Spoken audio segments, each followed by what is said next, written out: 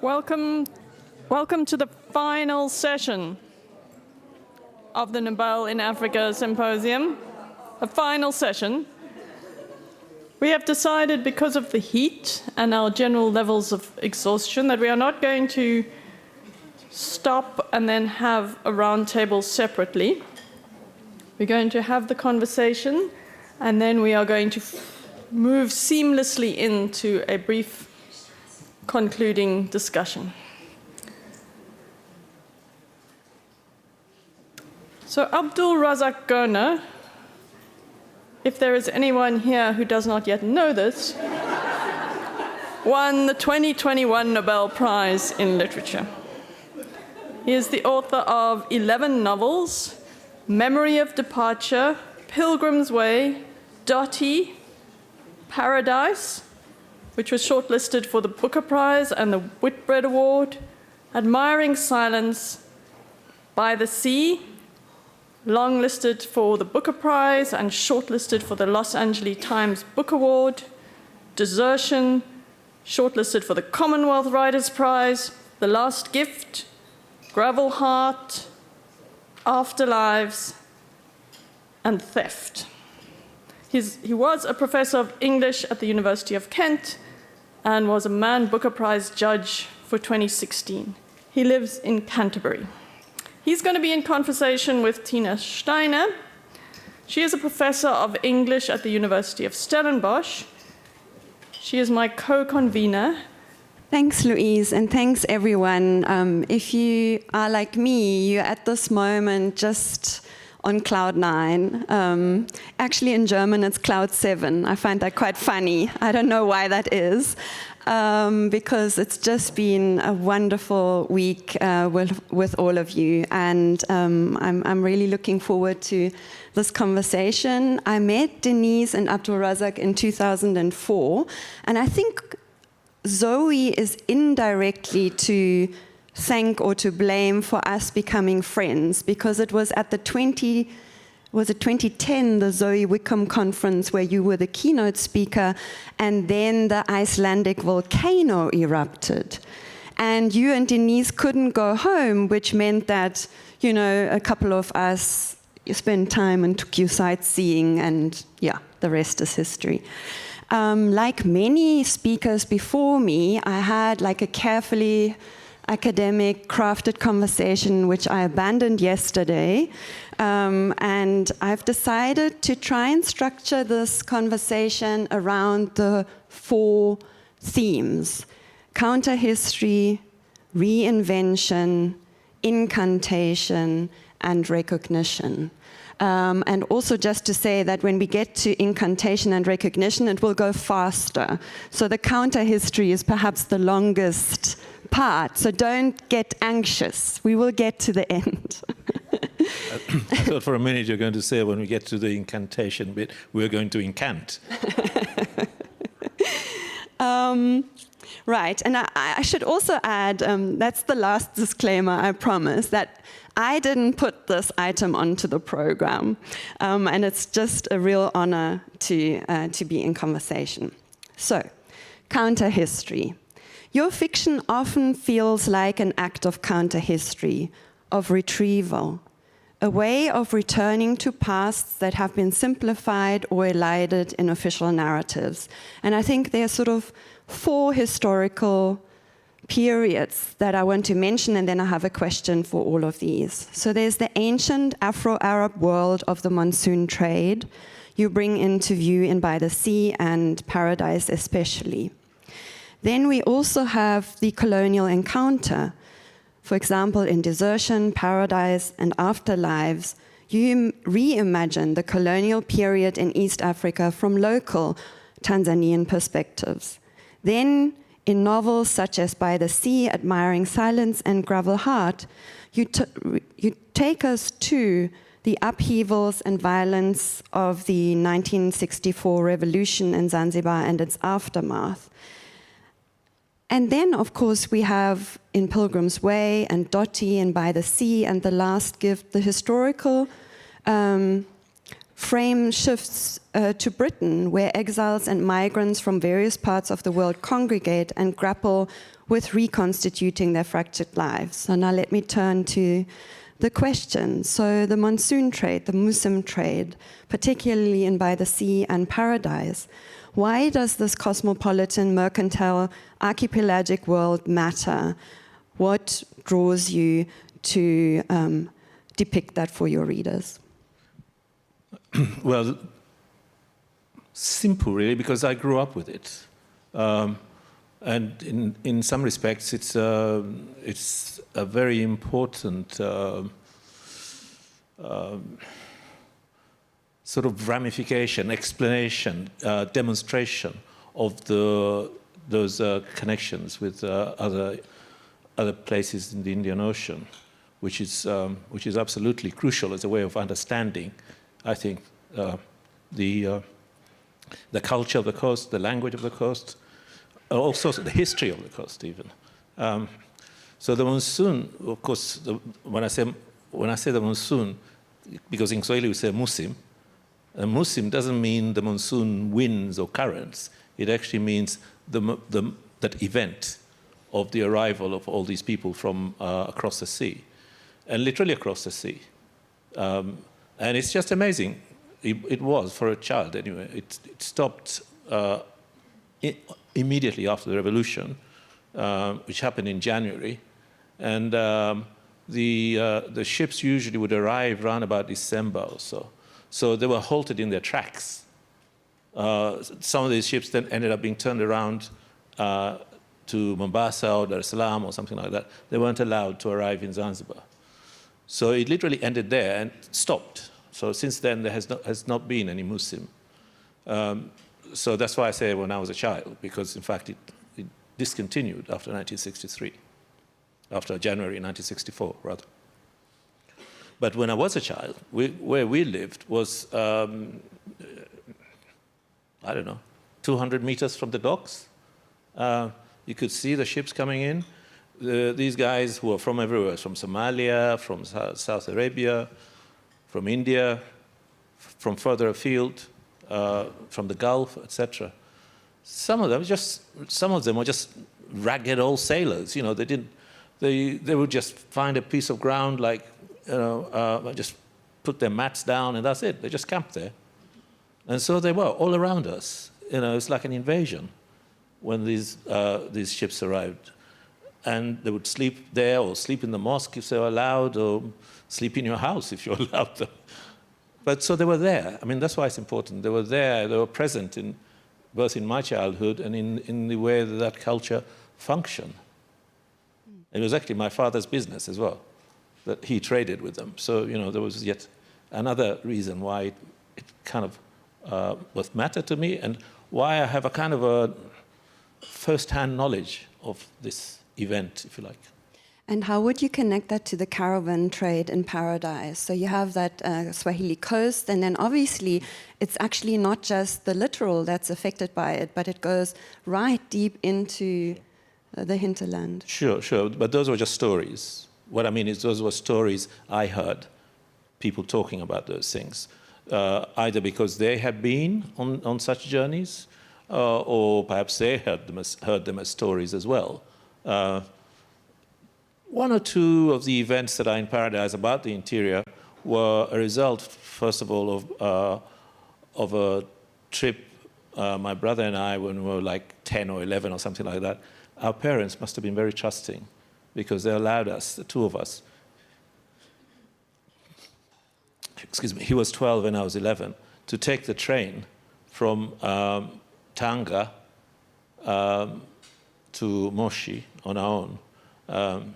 From Zanzibar, we took the ship from there, and they just let us go. But we were all right, but they just let us go. So we took the train, which was a fantastic thing, and I went to Moshi. So that was my first experience of going anywhere in Bara, as well, in the mainland. And that's where I saw the waterfall for the first time.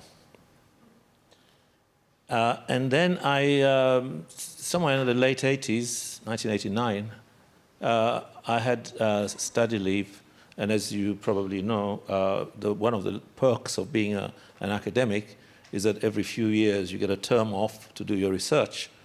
So I thought, well, I'll go and do my research down there. So I actually just traveled on my own for about 6 weeks or so, along the coast, a little bit in the interior. The plan at the time was that I was going to write something that would make an argument about the culture of the coast. So I was traveling to all these places, Lamu, Pate, etc., and as well as a little bit in the interior. But when I actually got home, I heard so many things, so many stories, even though some of those stories that are repeated in Paradise, people were telling those stories in 1989. This is not ancient history. And they're still telling those stories about the interior, about the caravan trade, about the Germans, about the Belgians, and so on. So when I go back to Canterbury, sat down, started writing Paradise.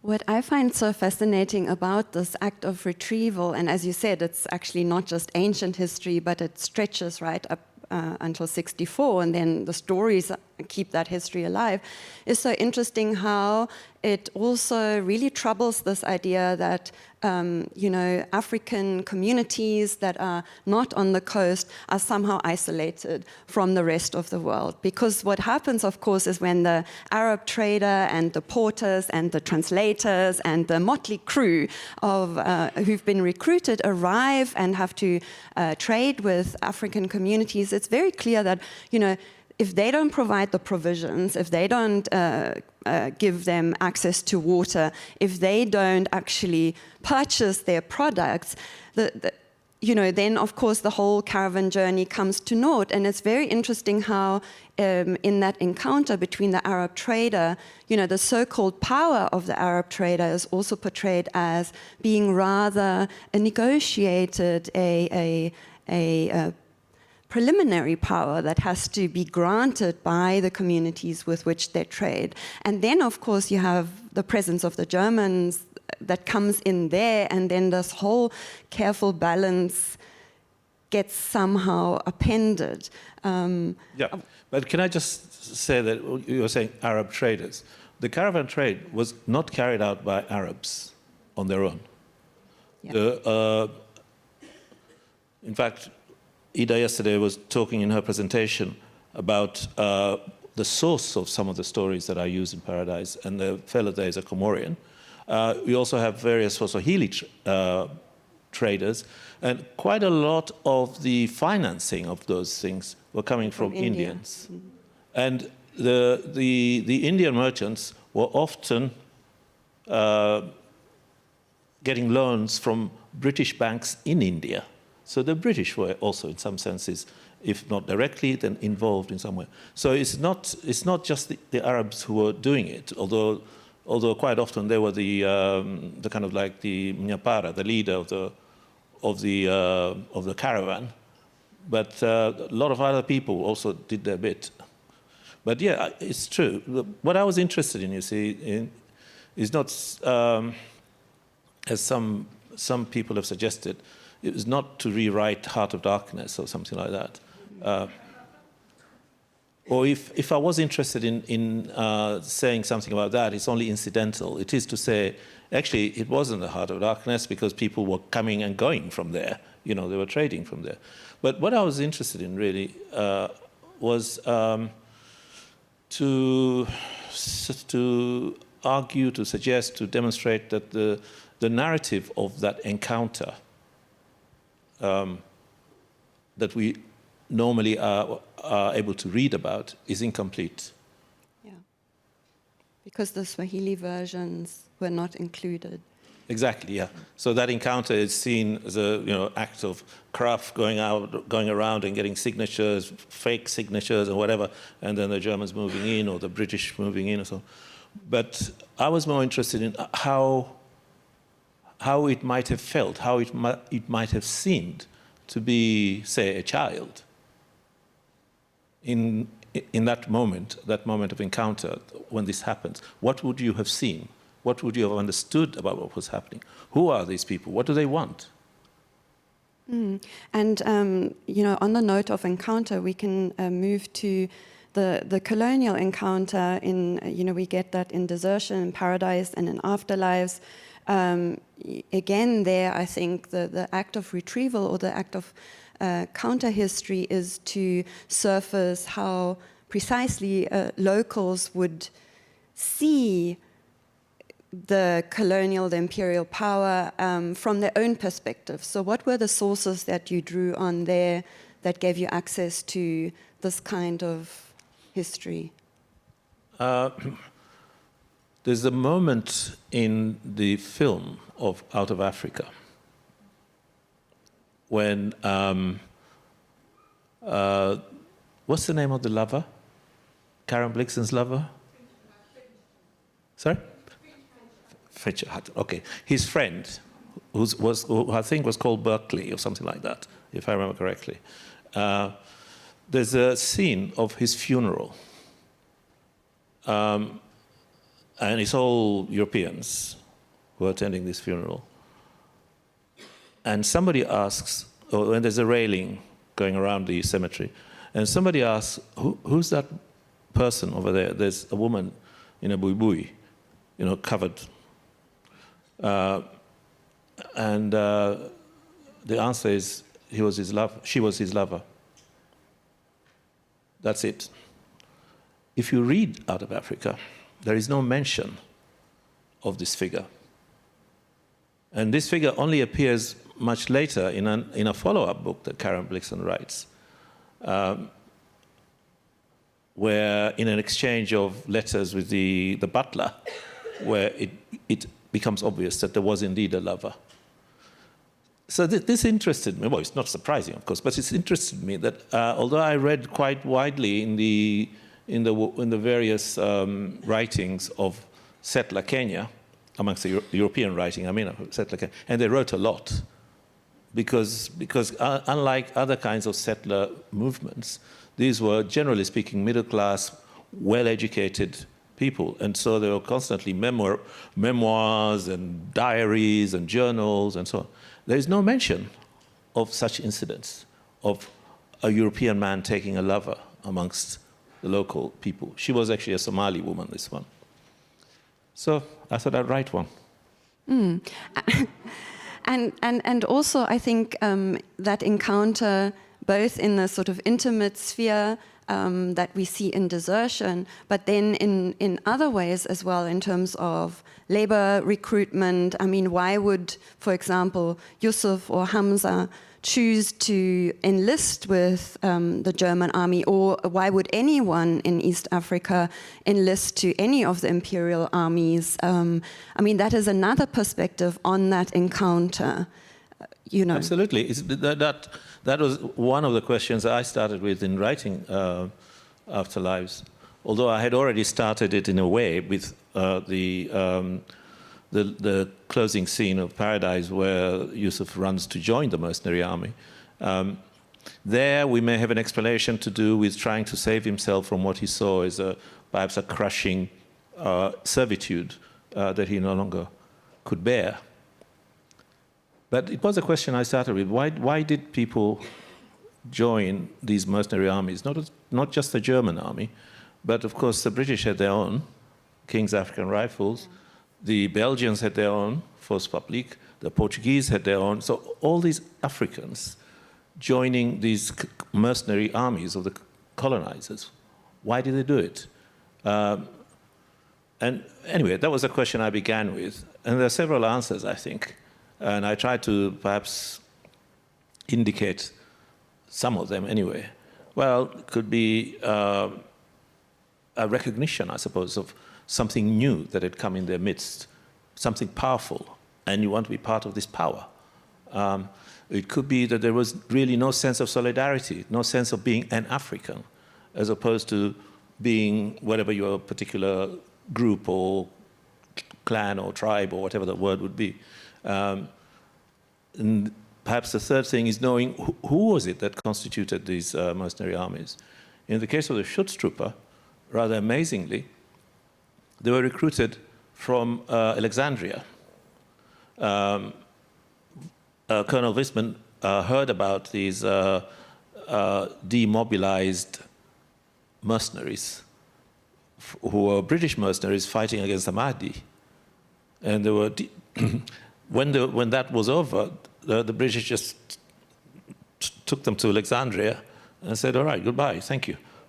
And just left them there, abandoned them, as the Germans did later.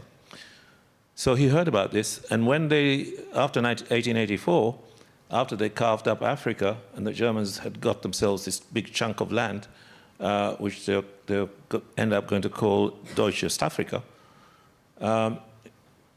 he thought it would be a good idea to take a Schutztruppe, a security force. So he went to Alexandria and recruited about 100 and something of these ex-British, these Nubian ex-British mercenaries, and brought them with him. So already, part of the answer is there. These were not people fighting against their own people. These were strangers who had been recruited to come and do a job, which they did. The British were doing the same thing.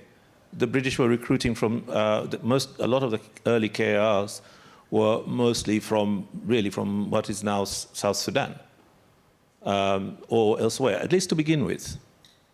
So one reason might be something like that, where the force comes from. The other might be just the power of the new and its attraction. I think sometimes perhaps it was a uniform and being on the side of authority, the kind of perks that would come with that. So they're complicated, perhaps even coercion. You know, if I'm the local officer, as it were, of this colonizing force, and I say, listen, I need 10 from you. Find me 10. Okay, you're going to gather a few of the more vulnerable members of your community and say, volunteer. So it could be coercion, even if it's not kidnapping, it could be other forms of coercive acts. So I don't know for sure, but it was interesting to speculate on what would make people join a mercenary army. Thank you, and maybe we can move to more recent events on Zanzibar then. In novels such as By the Sea, Admiring Silence and Gravel Heart, you really take up the history of the Zanzibar Revolution, and I'm really interested to ask about your view on contesting nationalisms that underpin different notions of who counts as native to the archipelago and who counts as foreigner. And I would also like to ask about whether you see nationalism as a register of freedom, particularly in light of the 1963 elections and the January 64 events. You want the history of Zanzibar now? I don't mind, it's just a little bit complicated. This question of who belongs and who doesn't belong is actually crucial to answering that. And the way it happened was that I actually looked at some very, very interesting figures recently. This is nothing to do with those novels that you mentioned, because I knew that anyway. But I actually looked and found these really interesting figures, which surprised me with their clarity. That in about 1950 something, 51, 52, when there was talk was beginning, we're entering the decolonization period, the winds of change and all of that. So the colonial administration decided to take a census with a view to possibly an electoral register. And one of the questions they asked people was, where did you come from? And it actually turned out that the population of Zanzibar in 1950, something like 50% of the people who answered those questions said they came from the mainland. And this process, then there are other figures that show this process from its beginnings, from around about the 1920s, when the price of some of the products from Zanzibar, cloves, coconut oil and so on, was soaring. But there wasn't enough labor. So that's when the colonial administration, like they did elsewhere, without sort of thinking about what the repercussions might be, what the future might turn out to be, started encouraging people to come from the mainland to Zanzibar, and many did. And as they did, then they want, like we do when we go to other places, they wanted their rights.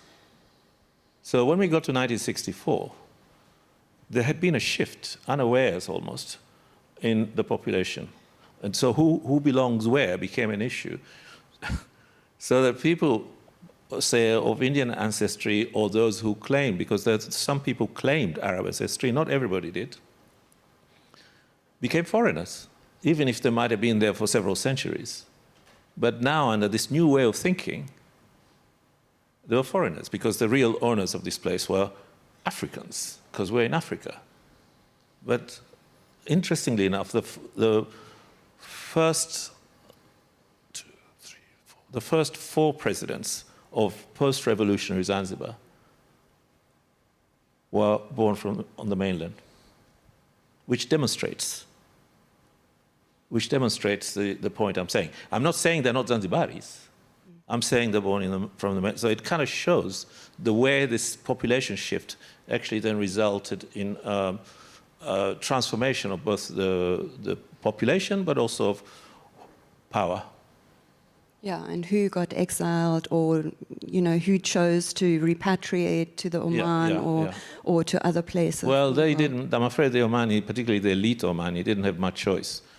They were hurried away, and many of them probably. Although I gather, I haven't been to Oman myself, I gather there are great kind of nostalgic gatherings and people's.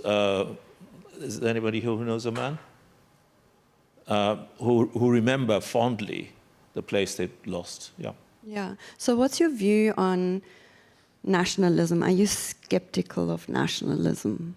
Well, I mean, you can see its dangers, because especially, I think, post-colonial nationalism. I don't know if that's correct or not, but I certainly can see the problems that post-colonial nationalism brings about, partly because most, if not all, post-colonial nations are too fragmented. So there are just too many divisions. Mm-hmm. And so whoever gets to be, I mean, where's Yvonne? Dusk actually shows that election in 2007 was all about divisions. And so nationalism does not actually work there. It becomes a source of violence. Yeah. And when we see it going on in so many other places. And I think partly it's because the nations are not working as nations. Of course, the same could have been said of medieval France or Italy or whatever. So it may be a moment in history that we're at, where that post-colonial nation is still not possible, almost. Yeah, I'm also reminded of Jamal's talk, at the beginning of the week about the Sudan and describing it in similar terms, I think. Sure, I mean, that's also another example. Yeah, sure. Or DRC or whatever, Ethiopia. So if we move to your migrants in Britain, and migrants not just from Eastern Africa, but from anywhere in the world, really, and the kind of encounters there, if we stay with this idea of encounter with, British life, but also with often dire poverty and the challenges of a very openly practiced racism, what are the kinds of retrievals, if we can, or counter history, if we can call it that, that you were hoping to depict? Yeah, I mean, that's all true, the hostility, which was unexpected. I think it still is unexpected for many people. What we had here. That? No, I mean what we had related about the encounter in Stellenbosch. Yes, sure. Yeah, shocking. Shocking, yeah. Absolutely. So all of that is true, the poverty, the homesickness, etc. But I should also add, it was an adventure. And there were many things that were new, and books, for example. I mean, I think I did my real reading in those years first years in England. But also so many other things. When you're 18, everything's different, everything's new, you're having to learn. Some of it is scary, but I didn't really experience anything so terrible that now I can't just forget about it. But there is injustice as well, and that's what I'm more interested in. There is injustice, there is a kind of stifling of ambition or opportunity, and people had to fight quite hard to make their way, as it were. I like to think that we, people of that generation who migrated, made it easier for those who came after us, or if not came after us as new migrants, but our children, shall we say. Maybe you could say something about Dottie, because in some ways she's an extremely resilient character who has a lot pitted against her. And also, I mean, her central role is perhaps, you know, it invites reflection on also gendered aspects of migration. Why her? Why that particular story? Okay. I started that thinking I would write about the brother who dies in New York, if you remember, or if I spoiled something, for those of you who haven't read it yet. So I started thinking I was going to write about the young man. And then I became interested in the sister, who's going to be the elder sister and who's going to be providing the kind of solace and sympathy that everybody needs to this troubled young man. Then I read about the riots in Cardiff in 1919.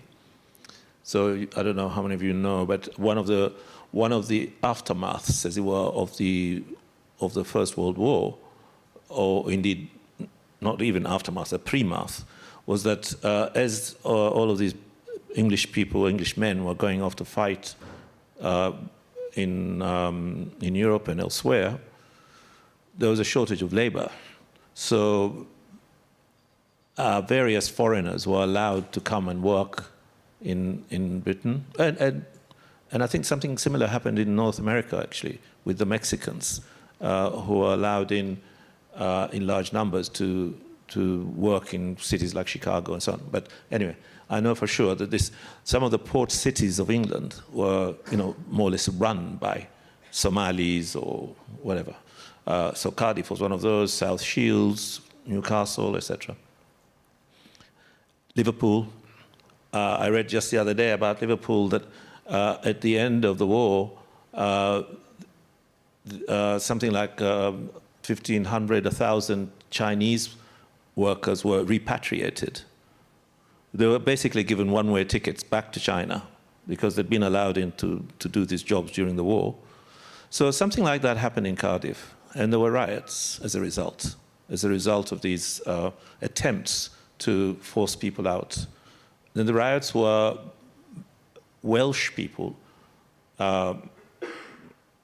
basically beating up, stoning, even killing some of the foreigners.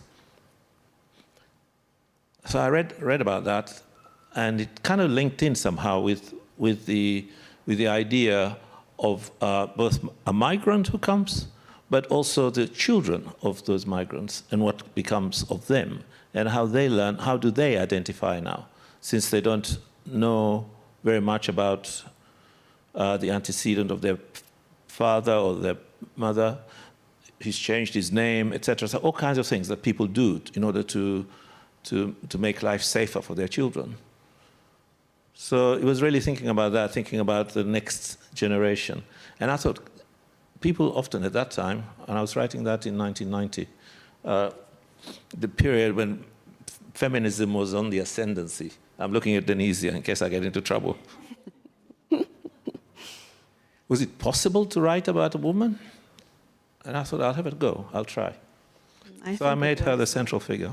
Yeah, I think it works well. So we're moving to Reinvention. And so under that heading, we're thinking about the transformative power of creativity. And I wanted to ask you about form. Now, of course, there are lots of different novels, lots of different narrative strategies. So I'm just picking up on 3 or 4, and you can decide on whether you want to talk to any of these. Well, I hope you pick maybe 1 or 2. So in By the Sea, we have a formal structure that is not dissimilar to the 1001 Nights, because we have the nested flashbacks. So you have a story within a story within a story, like Chinese boxes.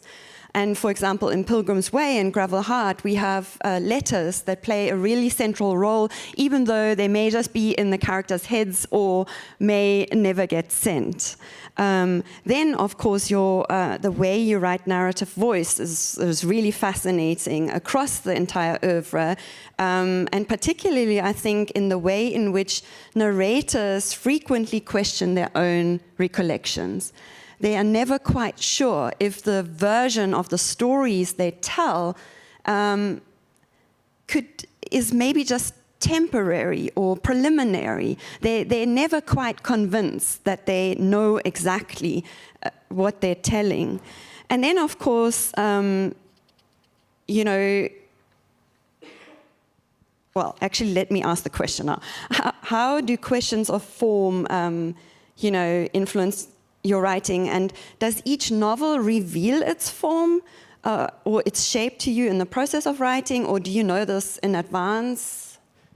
How does it work? I think each novel required from me a lengthy reflection on what form it should take, perhaps even on something like what we call voice, but I don't really like that. What voice, or what would be the consciousness, as it were, that would be conducting the affairs here, or do we have more than one, as we do in By the Sea and elsewhere? But those questions take a long time for me to clarify.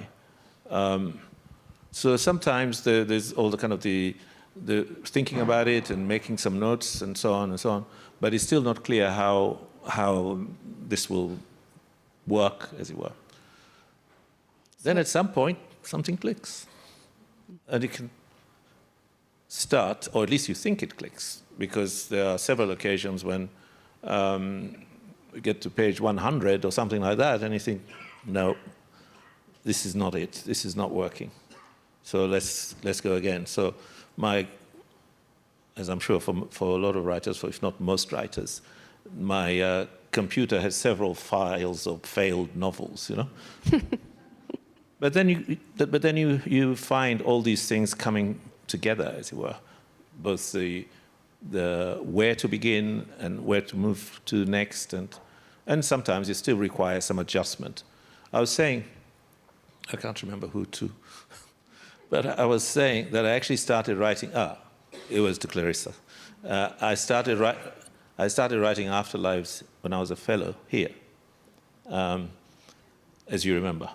But what I wrote here was what became the chapter that tells of Hamza's return in that boat, and then he's walking around this town that is familiar and unfamiliar, and so on. That's where I began. That's where I thought I was beginning. So it works like that sometimes. I write and I think, no, this is not the right place for this. So we need something more down there, earlier chapters and so on.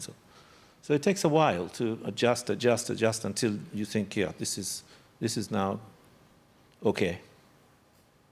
Thank you. We're moving to Incantation. So you see, we are getting through the 4 themes. So Incantation directs attention to the musical ritual aspect of language and the power it has to evoke, disturb, and rearrange the world.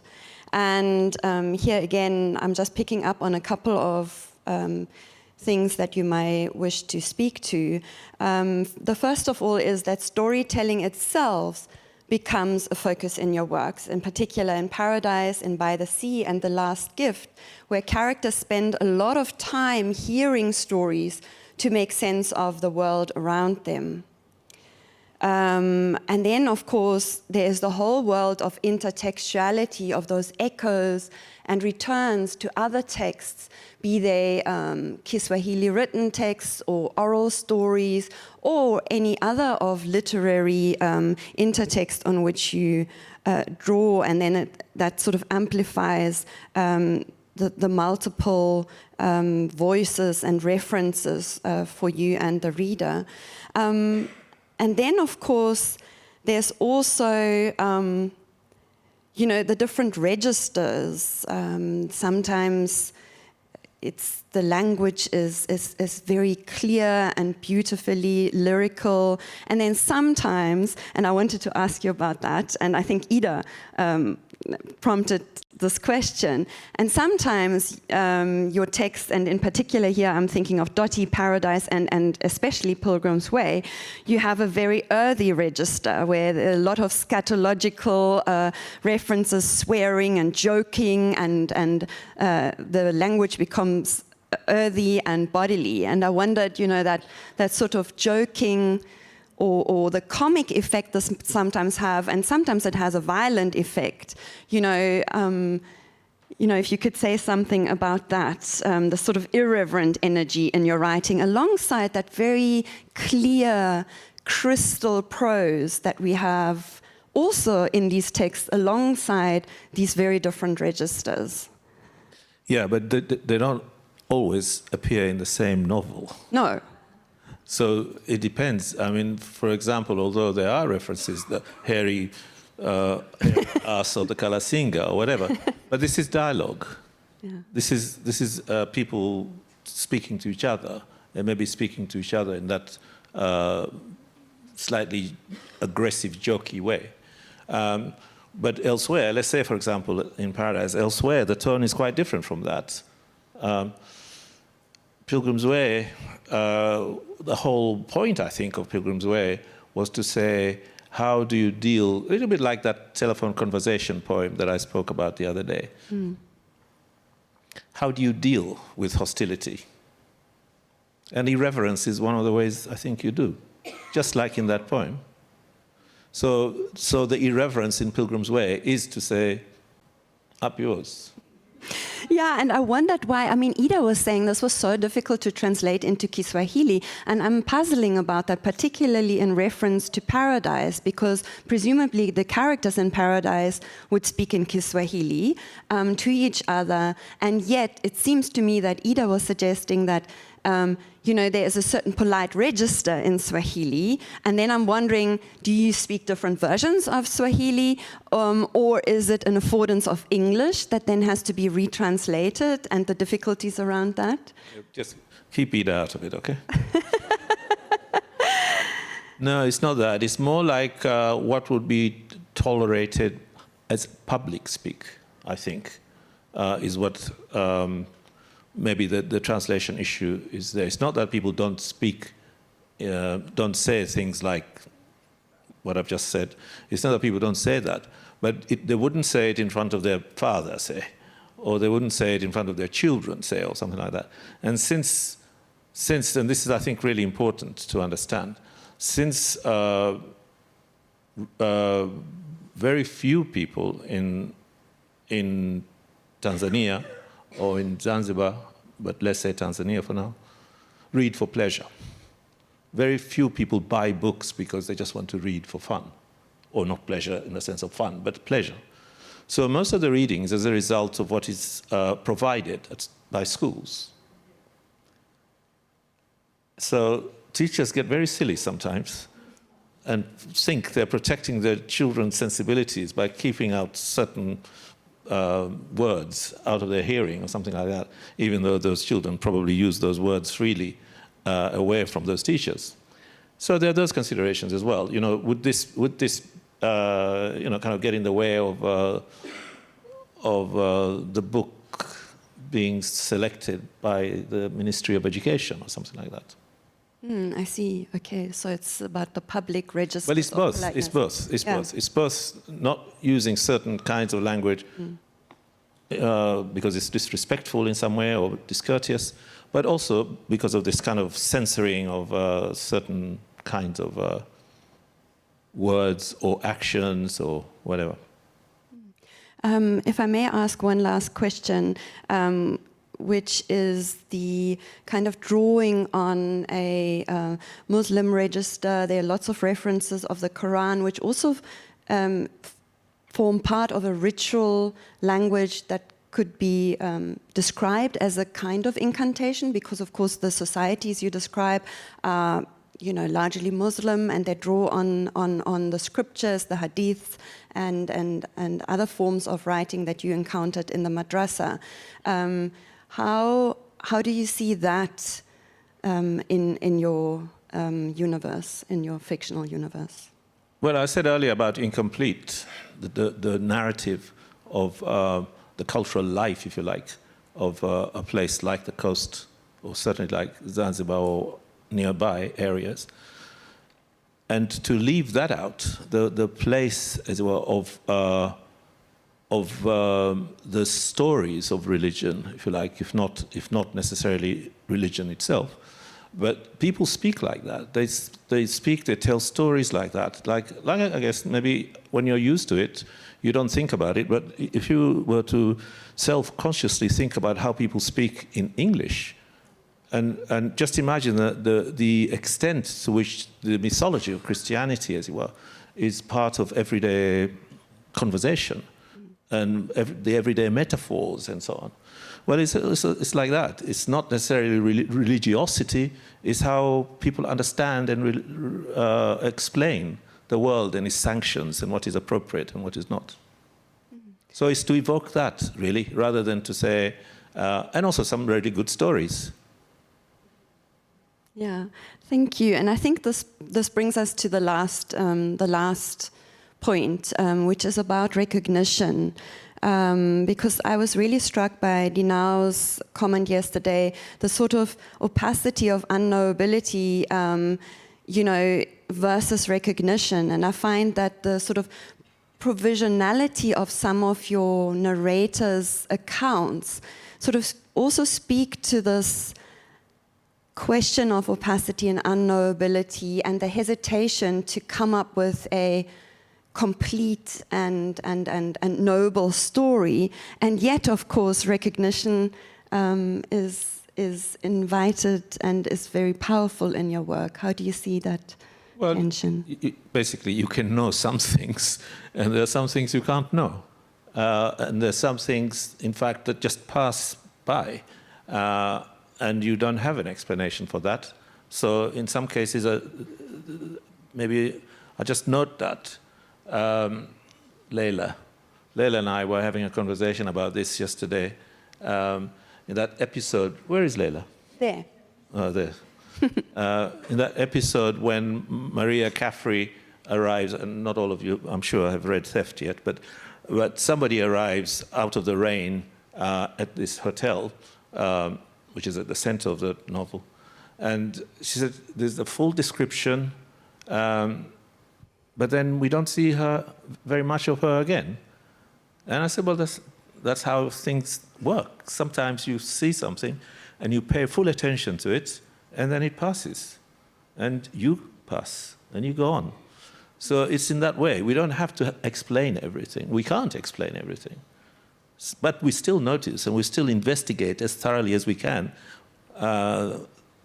He's wearing red socks, or whatever it is. You know, what does that mean? Why is he wearing red socks? But then he goes out of sight and you forget about it. Life's like that. Thank you so much, Abdulrazak. Let's give him a big round of applause.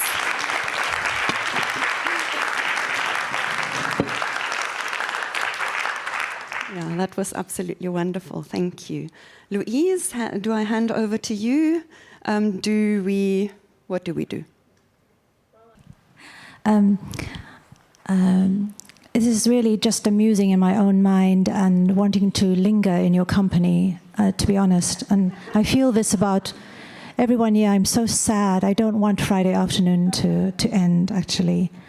I was wondering, Razak, about the way that you live in your mind.